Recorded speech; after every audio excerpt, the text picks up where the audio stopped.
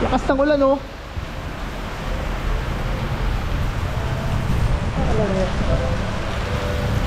Ang ganda pag umuulan, pagdilig ng halaman, or car wash.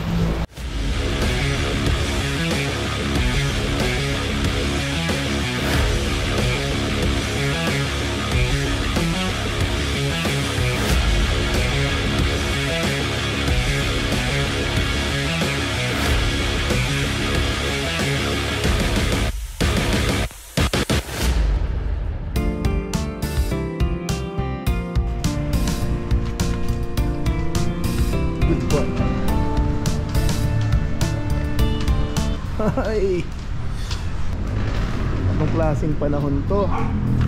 Ha, maulan na naman. Good morning mga pards. Dito nga tayo sa pwesto natin. At maulan na naman. Sakto, magpakarwash tayo.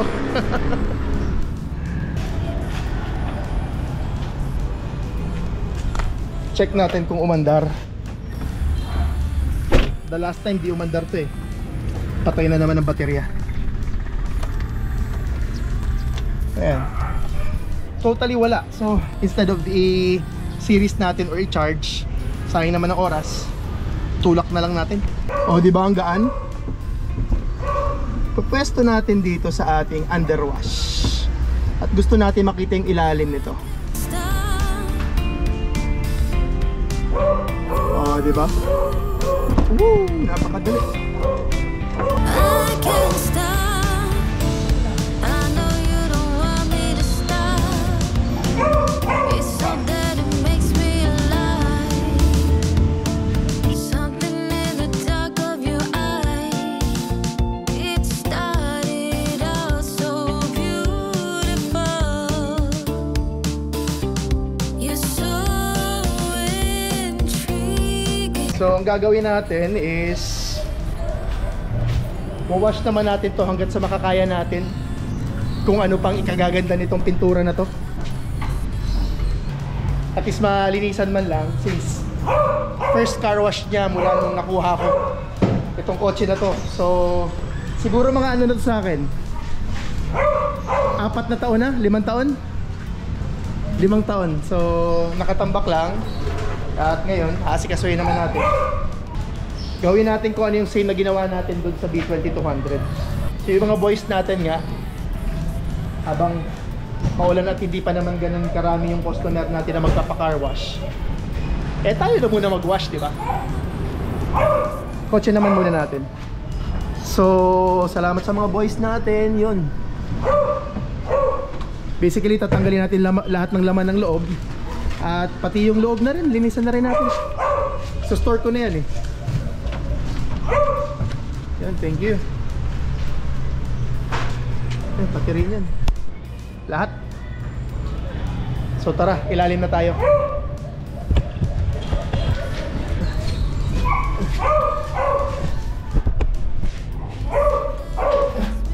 Wow. Ha! So ito na ang ilalim niya. Ang kotse nga na ito is naka-scab or naka-scab. Yan ang scab. Basically, ang pipe niya hanggang dyan na lang. Straight pipe, and then yan, diretso na. And so from that leak, tanggalin na natin yung mga pintura na yan. Yung ilalim, well, pa-underwash na rin natin, pero less expectation na again. Lilinisan natin hanggat sa makakaya natin yung sasakyan natin ngayon.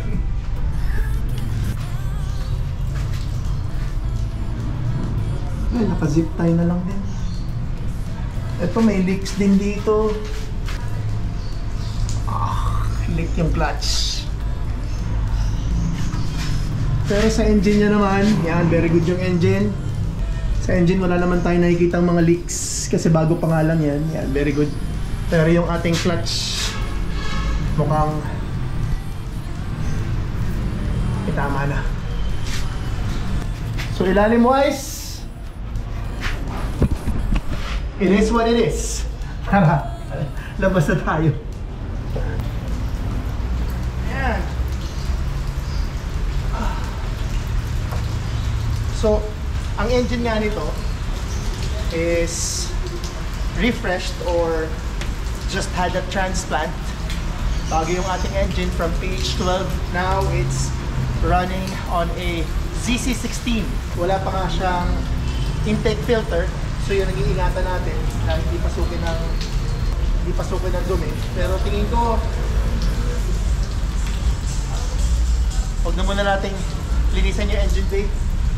Since marami pang naka-expose, mahirap na.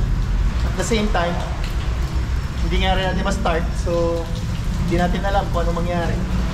Hayaan na lang natin yung engine bay for now. Sa loob naman, same sa ilalim. Wala akong masabi. Actually, it smells okay. It smells decent. Hindi siya amoy luma actually. Amoy luma in the sense na luma na yung sasakyan, pero it's a bit nostalgic actually. Na parang amoy antique, amoy retro. I don't know kung naintindihan niyo ako, pero it smells good. It smells good time. Old time, good time. Linisan natin yung loob as much as we can together with our boys. And let's see kung anong kalalabasan din. Again, gusto din natin itong maging maaliwalas. Tara!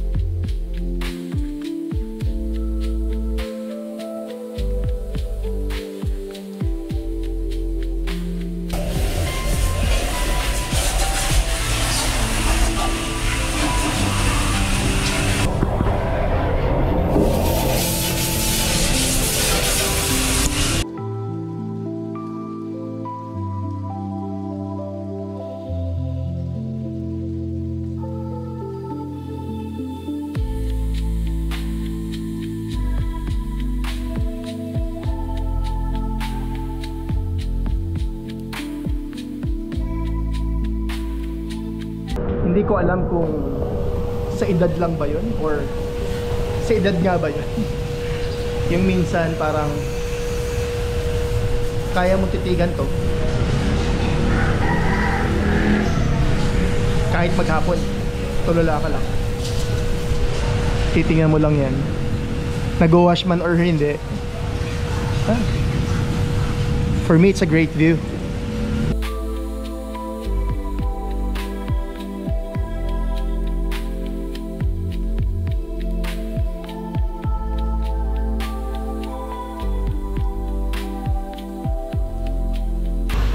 Gulong natin, no?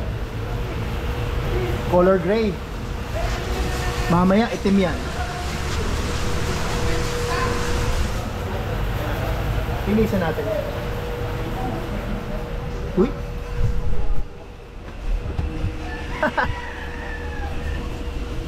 Kita si Jobert galing sa loob, oh. O yan, oh. Jobert! May one time kakatawa. Grenade ko to one time sa baha. Yung tubig, instead of pumasok dun sa pinto, pumasok dito. Hanggang dyan. Ayos na ilalim. Mas masaya na to. Sisprayan sa loob ni ano yan. Ano kay Mark? Sabon.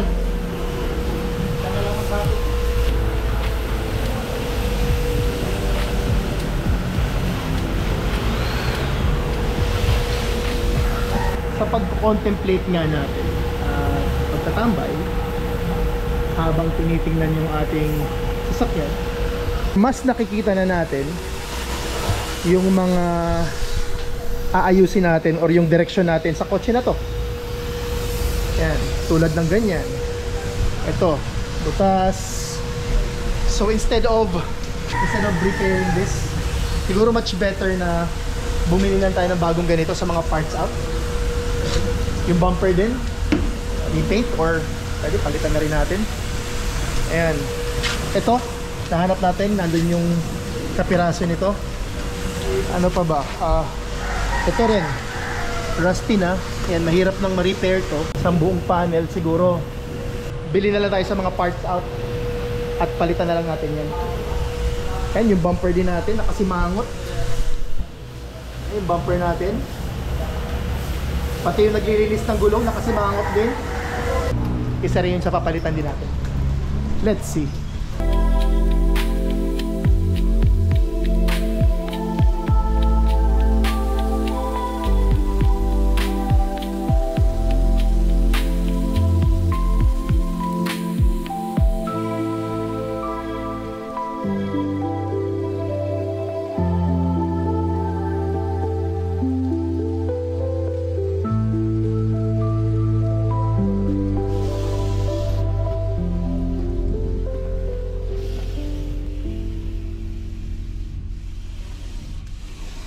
Ganito nga ang feeling ng nasa loob habang nagka-car wash. First time ko lang din gawin to. You feel secured sa loob ng shell ng sasakyan, and at the same time makapag-contemplate, makapag-isip ko ano pang gagawin. Paganda tong first step, na-realize ko na mas clear ang direksyon pagsisimulan nating malinis ang mga bagay na ginagawa natin. Kung kotse man yan, bahay, karir, anything sa buhay, mas magandang simulang malinis para mas clear at mas malinaw yung direksyon. Ang objective nga natin or ang direksyon natin dito sa project car natin is maging reliable daily car. So i-restore natin siya hanggat sa makakaya natin. Konting modification siguro, pero definitely hindi siya pang racing. Not this car, maybe other car soon, someday. But definitely tingin ko mas marami pa tayo nakikita. Unahin natin syempre yung sa brakes natin, yung mga brake lines natin may leaks, especially nasa may likod, nasa may rear left na gulong natin. So unahin natin yon. And aircon, yeah. Interior, siguro yung carpet, yung taas, tingnan natin. Pero definitely yung interior, papakarpet natin ulit ito or papari-carpet natin. Mga wirings natin, electronics, refreshing. Tara.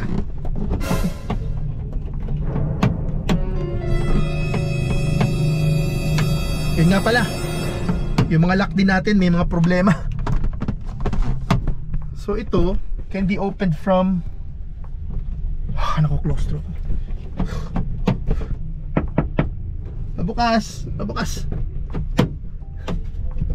Isa pa. Woo! Close throw ko dun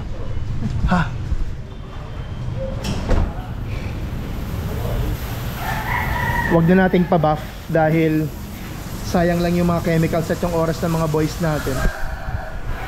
Aesthetic wise, yung labas papa full repaint natin, hindi lang hilamos. Re-repaint natin yan.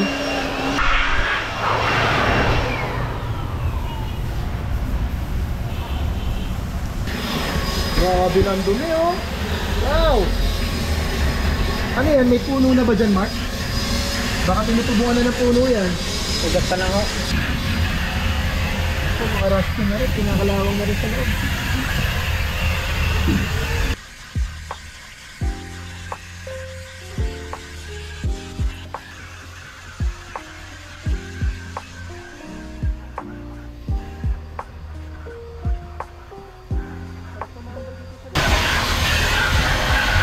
May pag-asa pa. May pag-asa pa naman pala, Mar. Meron pa.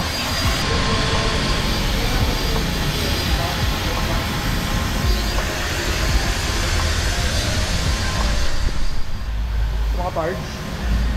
Ayun nga si Coca. So mga project cars natin nandito. Si Coca, si Snow, and si Loco. Motor man ng kotse, pinapangalanan nyo ba? Diba? At bakit?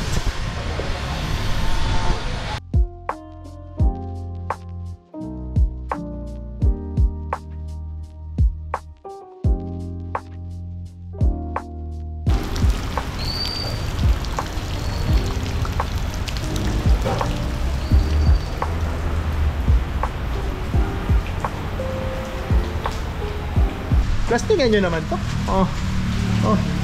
Oh, grabe. Pero ayusin natin yan. Dapat kasi ito, yan, dapat ganito dapat yan. Tama tong Snow natin. Kahit maalikabok yan, alikabok lang yan. Pero tingnan mo, dapat ganyan siya. Ang ginawa nung dating may-ari nun is minasilya niya na lang lahat to at pinantay. Well, at least mukha naman pantay. Pero yun nga, tumuklap lang ulit. Pero ito, ganda pa ng kondisyon ng bubong nito. Pero so far it's clean. Diba? Linis sa loob. Parang yan bango pa. Siyempre di nyo nakikita pero bango. Sa extra legroom natin at dito may solusyon tayo dyan. Center console. Ayan, meron tayong center console na kabang dito. Although yung kulay niya hindi match, medyo may pagka-brown siya, pero okay lang. Na nabili natin 3 years ago pa. Ayan, sabit na natin to. At yung nawawalang pyesa, imagine nyo, para makahanap nito, kailangan mong bilhin lahat, pero buti na lang nahanap natin. Ayan, nandito siya. Ayan. Pero ingatan natin yan kasi baka mamaya mawala lang din. Tago na lang muna natin. Kasama to.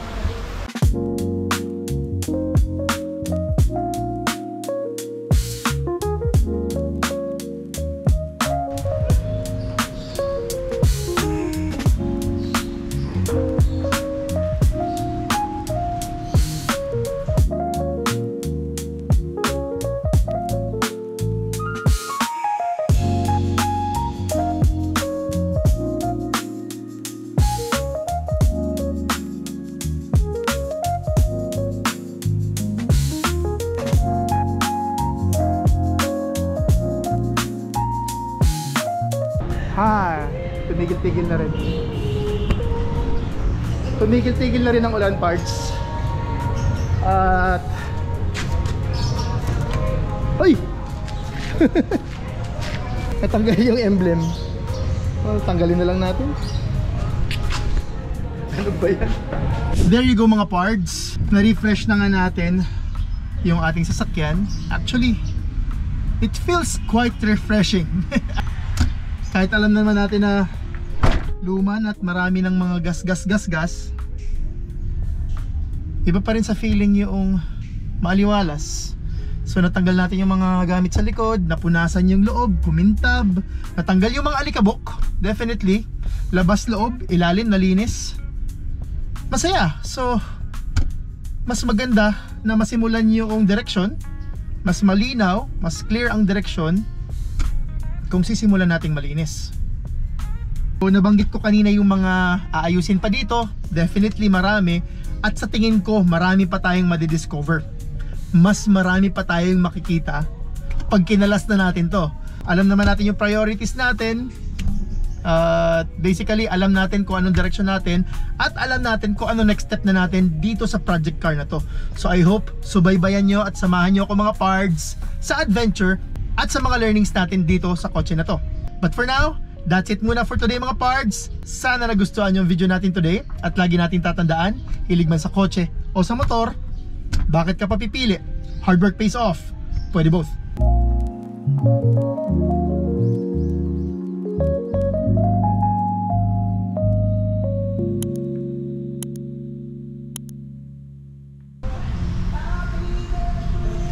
Natanggal na nga. Tago na muna natin to. Shout out, Power of Dreams!